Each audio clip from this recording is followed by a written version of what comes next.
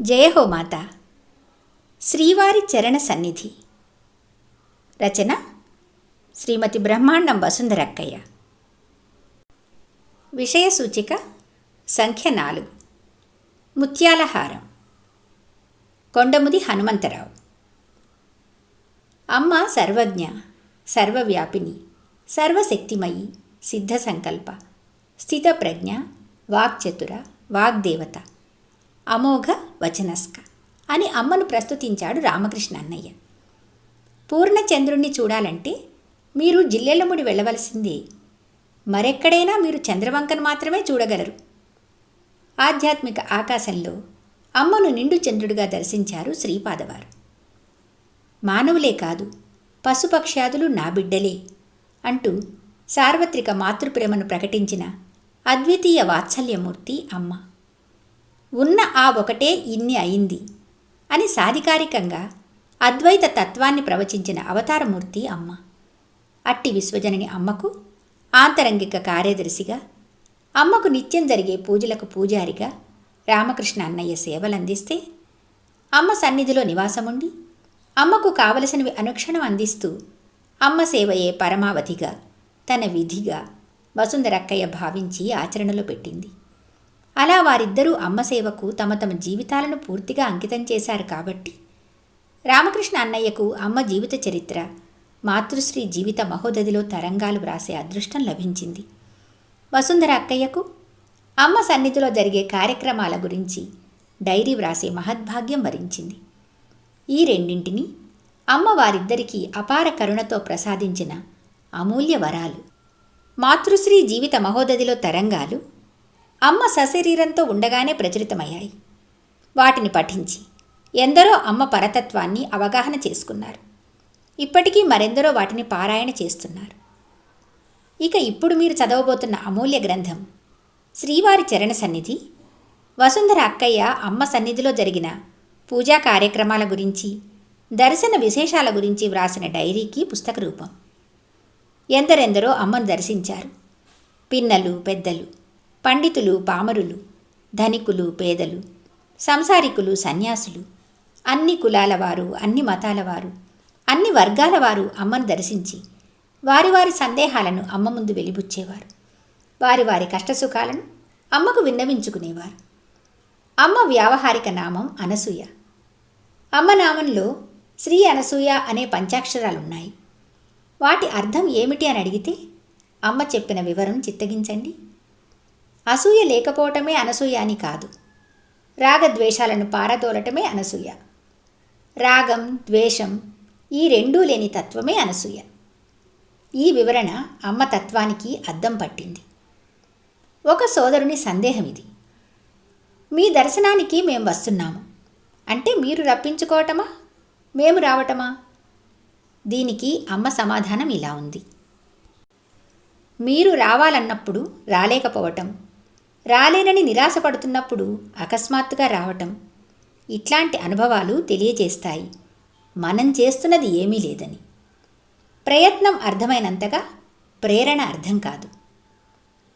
రావటానికి రాకపోవటానికి ప్రేరణ భగవంతునిదే అని అమ్మ సందేహ నివృత్తి చేసింది.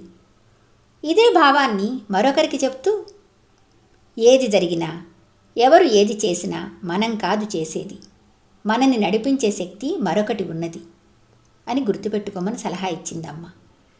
మంచి చేసేవాడే కాదు, చెడు చేసేవాడు భగవంతుడే అనుకుంటే ఎంత ఓదార్పు లభిస్తుంది. గత సంవత్సరం వ్యాపారంలో వచ్చిన లాభానికి పొంగిపోయినవాడు ఈ సంవత్సరం నష్టం వస్తే కుంగిపోకూడదు. లాభానికి కారణమేదో, నష్టానికి కారణమదే అని తెలుసుకుంటే ఇక ఏ చింత ఉండదని తేల్చి చెప్పినట్లే కదా. కొంచెం వయసు మళ్ళిన వారు పరం కోసం తమ ఇష్టదైవాన్ని ప్రార్థన చేసుకోవాలని, తమ ఇలవేల్పుకు భక్తితో పూజలు చేసుకోవాలని కోరుకుంటారు. ఆ ప్రయత్నాన్ని సాధన అంటారు. లౌకికమైన బాధలు, బాధ్యతల వలన అది సరిగా సాగటం లేదని వాపోతారు. వారికి అమ్మ చెప్పే మాటలు సూటిగా, స్పష్టంగా ఉంటాయి. సాధన నీ చేతిలో లేదు. సాధన కూడా సాధ్యం కావాలి కదా. సాధ్యం కానిది సాధ్యం చేయలేవు. మనంగా ఏది చేయలేము అనేది కేవలం దైవం మీద వేసినా, మన మీద వేసుకున్న ఫలితం ఒక్కటే. గీతలో శ్రీకృష్ణ పరమాత్మ మానవుడు నిమిత్తమాత్రుడు అన్నాడు కదా. అనుకున్నది జరగదు, తనకున్నది తప్పదు, విధివ్రాతను తప్పించలేము అన్నదమ్మ. ఆధ్యాత్మిక భాషలో పెద్ద మాటలైన బ్రహ్మస్థితి, దైవత్వం అనే వాటిని అమ్మ ఎంత చిన్న మాటల్లో చెప్పిందో గమనించండి. తన బిడ్డయందు ఏమి చూస్తున్నాడో అందరియందు దానిని చూడటమే బ్రహ్మస్థితిని పొందటం. భిన్నత్వం లేని మనస్తత్వమే దైవత్వం.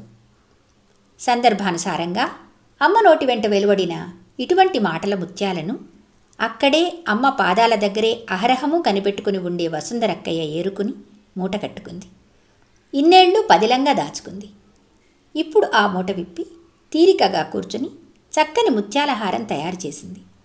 10 కాలాల పాటు ఈ మంచి ముత్యాల వెలుగులు పలు దిశలకు ప్రసరించాలని, పలువురు పఠితలను పునీతుల చేయాలని అభిలషిస్తున్నది. అమ్మ మాటలు ఒక్కోసారి ఆలోచనాత్మకంగా ఉంటాయి, మరొకసారి చమత్కారంగా ఉంటాయి, ఇంకోసారి భావస్ఫోరకంగా ఉంటాయి. అంత వైవిధ్యం గల అమ్మ మాటలను వసుంధర అక్కయ్య యథాతథంగా తన డైరీలో వ్రాసింది. భాషాభేషజం కనిపించదు. సంక్లిష్ట వాక్యాలు, సంస్కృత సమాసాలు కనిపించవు. సరళమైన భాష సూటిగా గుండెను తాకుతుంది, నేరుగా మనసును చేరుతుంది. అందుకని ఈ డైరీ చదువుతుంటే ఆయా సందర్భాలు, సన్నివేశాలు కళ్లకు కట్టినట్లుంటాయి, కళ్ల ముందు ఇప్పుడు జరుగుతున్నట్లుంటాయి. మల్లెపువ్వు లాంటి తెల్లని దుప్పటి పరిచిన పట్టె మంచం మీద సుఖాసీన అయిన అమ్మ, మంచం ముందు కూర్చున్న అక్కయ్యలు, అన్నయ్యలు, వారందర్నీ చల్లని చూపులతో పరామర్శిస్తున్న అమ్మ, చిరునవ్వుతో పలకరిస్తున్న అమ్మ ఒక మంగళమూర్తి సాక్షాత్కరిస్తుంది, ఒక మధురానుభూతిని ప్రసాదిస్తుంది. ఇందుకు ప్రత్యక్ష కారణమైన వసుంధర అక్కయ్యకు మనమెంతో రుణపడి ఉన్నాం. పరోక్ష కారణమైన అమ్మ రుణం తీర్చుకోలేం. ఈ గ్రంథంలో 1962 సంవత్సరం నుంచి 1985 సంవత్సరం వరకు వ్రాసిన డైరీ పుటలు చోటు చేసుకున్నాయి. అవి కాక వసుంధరక్కయ్య వ్రాసిన 9 అనుబంధ వ్యాసాలు నవరసభరితం. అవి అక్కయ్య జ్ఞాపకాల మడతలలో నుంచి వెలుపలికి తీసిన అనుభూతులకు, అనుభవాలకు అక్షర రూపం. అవి క్షరం కానివి, అవి సదా స్మరణీయం. మాతృహృదయంలో తల్లి ప్రేమ కళ్ల ముందు సాక్షాత్కరిస్తుంది. వాత్సల్యమూర్తి అమ్మలో అమ్మ నిర్యాణం కళ్ల వెంట నీరు తెప్పిస్తుంది. ధన్యజీవి మా అమ్మ, అదృష్టవంతుడు మా నాన్న అనే వ్యాసాలు తనను కన్న తల్లిదండ్రులకు అమ్మతో గల అనుబంధాన్ని తెలుపుతుంది. అమ్మ సర్వం తన ఇచ్ఛానుసారమే నడిపిస్తుంది అనే గొప్ప విషయాన్ని సోదాహరణంగా వివరించింది అక్కయ్య. అమ్మ సన్నిధిలో శుభానికి అశుభానికి తేడా లేదు, రెండూ ఒకటే. తనకు అమ్మకు ఏర్పడ్డ అనుబంధం చక్కగా వర్ణించింది అక్కయ్య రాగబంధం వ్యాసంలో. అమ్మ తన ఒంటి మీద లేచిన గడ్డే కాదు, తన ఇంటి మీదకు దోపిడీకి వచ్చిన నక్సలైట్లందరూ బిడ్డలే అన్నది.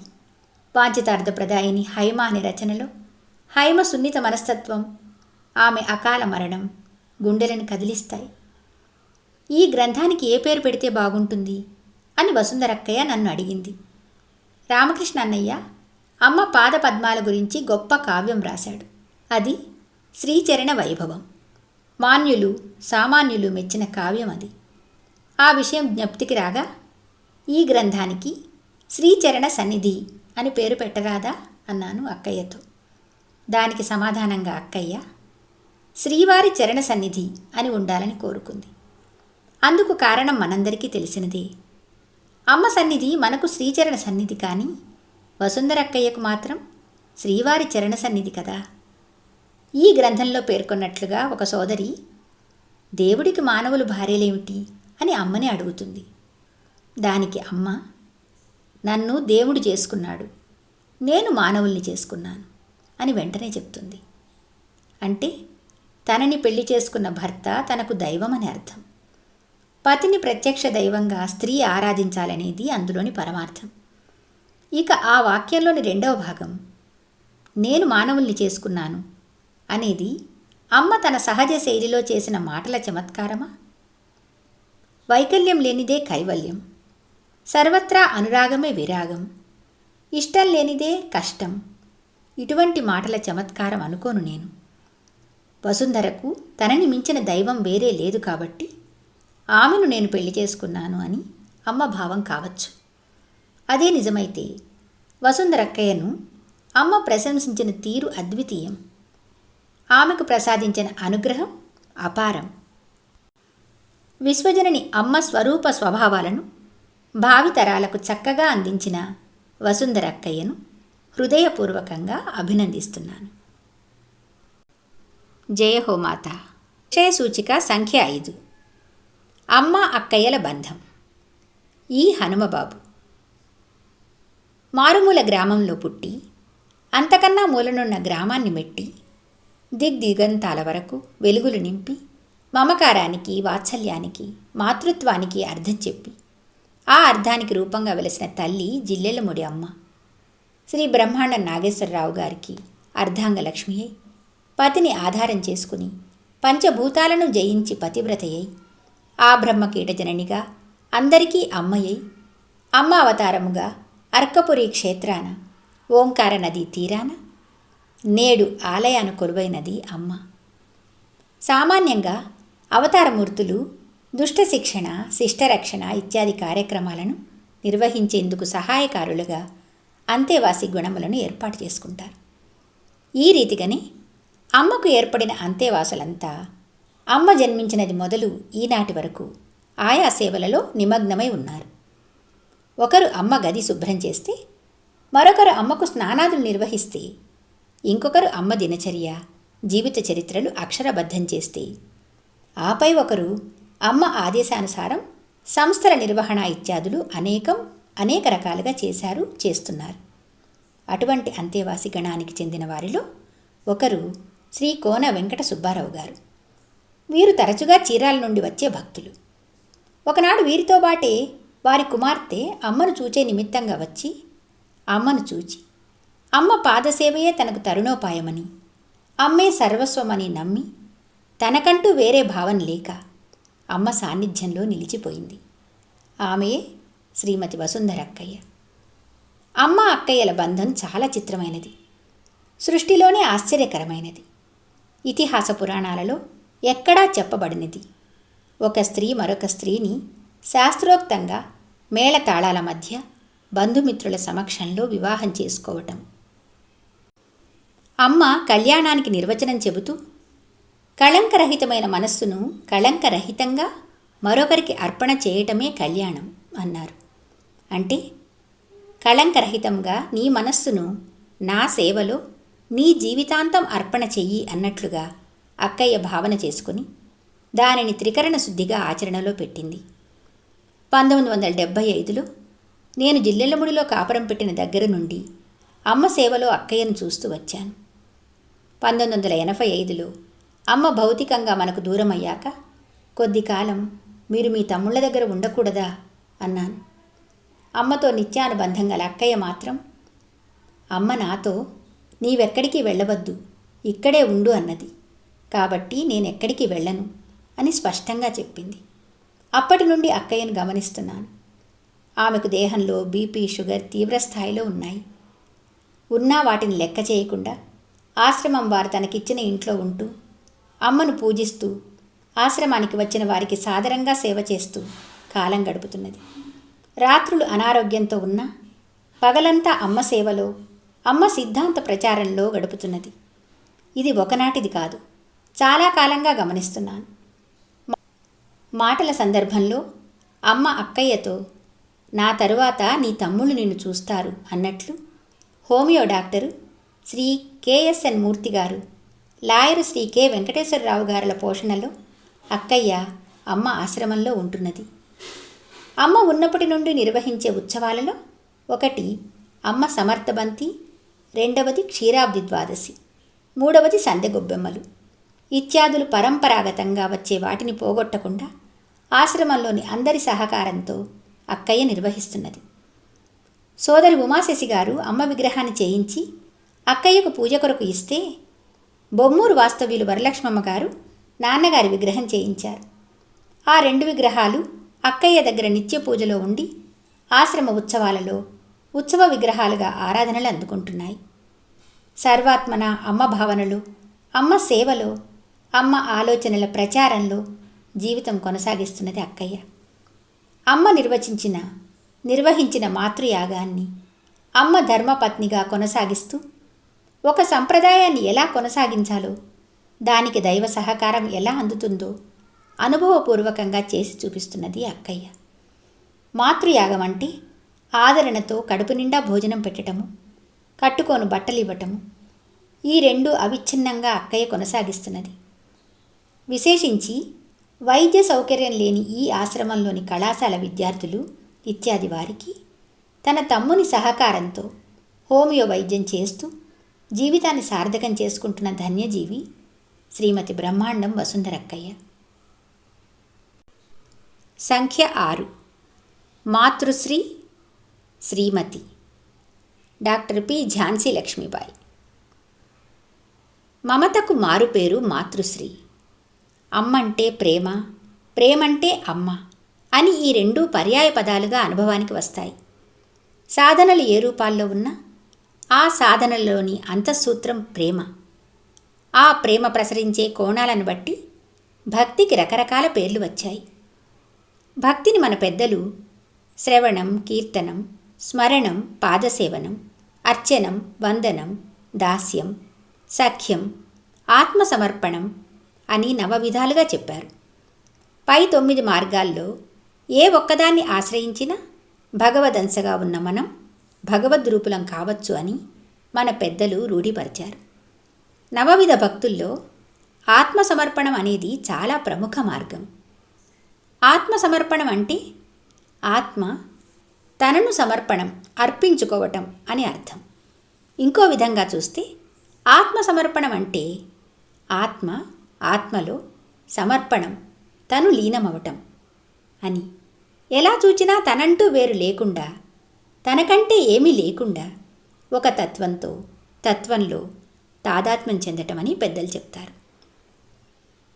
వసుంధరక్కయ్య తను అమ్మను చూచినది మొదలు, తనను అమ్మ చూచినది మొదలు అదేదో తెలియని తాదాత్మ్య భావన, జిల్లెల ముడిలో ఉండాలనే తీవ్ర ఇచ్ఛతో ఉండేది. ఆమె అమ్మ వద్ద స్థిరంగా ఉండిపోవాలనే కోరికకు అమ్మ తన అనంత ఆశీస్సులను అందించింది. జగత్ కళ్యాణకారిణి అయిన అమ్మ నిత్య కళ్యాణం పచ్చతోరణంగా ఉండే అందరింటిలో 5/5/66వ తేదీన ఒక శుభముహూర్తంలో మంగళధ్వానాలు మ్రోగుతుండగా మంగళసూత్రధారణ చేసింది. సర్వదా ఆమెకు రక్షకురాలై నిలిచింది. వసుంధరక్కయ్య అమ్మను వలచింది, వరించింది. అమ్మతోనే తన జీవితం రమించాలనుకుంది. పురుషునితో వివాహాన్ని విరమించుకున్నది. భర్తంటే భావనే అని అమ్మ అంటుంది. భౌతిక శరీరం భర్త కాదు, భావనే భర్త అనే అమ్మ సూక్తిని బాగా అర్థం చేసుకుందేమో. తన భావనలో అమ్మనే నింపుకున్నది. భావం తెలుసుకుని ప్రవర్తించేదే భార్య అని అమ్మ ఇచ్చిన భార్య శబ్ద నిర్వచనానికి సరైన ఉదాహరణగా ఉంటూ ఉండేది. భాషతో పని లేకుండా అమ్మ భావాలను తెలుసుకొని మసలుకునేది. అన్ని సంకల్పాలు సిద్ధించవు, సిద్ధ సంకల్పాలు జరగక మానవు. అమ్మ మనస్సును వశపరుచుకుంది, అమ్మకు వశవర్తి అయి నడుచుకుంది. వసుంధరక్కయ్య వివాహాన్ని వర్ణిస్తూ ఆ సుకవి నదీరా, కలనైనా జరగనిది ఇలపైనే జరిగింది. ఒక స్త్రీయే మాతృశ్రీని వరించి శివుడవు నీవంది, నీ శ్రీమతి నేనంది. కలనైనా జరగనిది ఇలపైనే జరిగింది. వసుంధరాయను కన్య, అమ్మ వలచి వరించిన ధన్య, నీవే నా పతివంది, నేనే నీ సతినంది అని వర్ణించాడు. ఆ పెండ్లికి పిల్లలం, మేమంతా ప్రేక్షకులం. అమ్మ సన్నిధిలో ఎంతో కాలం నుండి జరిగే సంధ్యావందనం, సుప్రభాతం అనే ప్రార్థనా కార్యక్రమాలు ఆమె ప్రారంభించింది. అంబికా సహస్రి అనే అమ్మ సంస్కృత నామావళిని ఈమె మొదట చదవటం ప్రారంభించింది. ఈమె అమ్మ వద్ద జరిగే ప్రతి సంఘటనకు అక్షరాకృతినివ్వాలని అమ్మ డైరీని వ్రాయడం ప్రారంభించింది. అమ్మ వద్దకు వచ్చే ఆధ్యాత్మిక తత్వవేత్తలకు, ఆర్తులకు, కార్యార్థులకు ఈమె అమ్మకు నచ్చిన తీరులో ఆతిథ్యం ఇచ్చేది. ఆమె చేతి కాఫీ తాగితే అదొక మధురానుభూతి. అమ్మ మధుర వచన విలాసాలను విన్న వ్యక్తి భర్తంటే భావన అనే అమ్మ భావనను సరిగ్గా అర్థం చేసుకున్నదేమో. 1985 జూన్ తర్వాత అమ్మకు భౌతికంగా దూరమైన భావనతో అమ్మకు దగ్గరగా ఉంటుంది. అమ్మ చెప్పిందే వేదం, అమ్మ సేవే ధ్యేయం అనుకుంటోంది. అమ్మకు తనకు గల అనుబంధాన్ని ఒక పదబంధం చేయాలని ప్రారంభించిన ఈ గ్రంథం ఆనాటి అనుభూతికి ఒక ప్రత్యక్ష రూపం. భాష కన్నా భావమే ప్రధానం కనుక తన భావాలని, ఆనాటి సంఘటనలను యావచ్చక్తి స్పష్టంగా పొందుపరిచి మనల్ని ఆ రచనతో ఆ కాలానికి, అమ్మతో కలిసిన లోకానికి తీసుకుని వెళ్ళటానికి చేసిన ఒక ప్రయత్నమైన ఈ గ్రంథం అధ్యయనం చేద్దాం. Doctor P. ఝాన్సీ లక్ష్మీబాయి. జయ హో మాతా.